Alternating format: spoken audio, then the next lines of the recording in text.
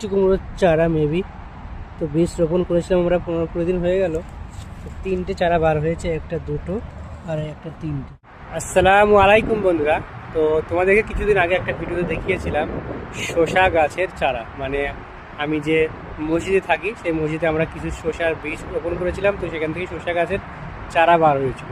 তো আমরা আর এক জায়গায় দিয়েছিলাম মিষ্টি কুমড়ো, চাল কুমড়ো, এই ধরনের কিছু চারা। তো সেখান থেকেও আলহামদুলিল্লাহ 3টে চারা বার হয়েছে। অনেকগুলো বীজ দিয়েছিলাম, তো অনেক দিন পরে, প্রায় 10 থেকে 15 দিন পরে চারা বার হয়েছে।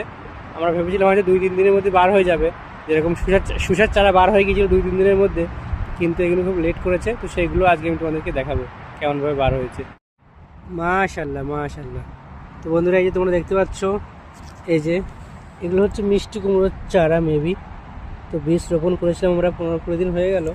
তো 3টে চারা বার হয়েছে, একটা দুটো আর একটা 3টে চারা বার হয়েছে।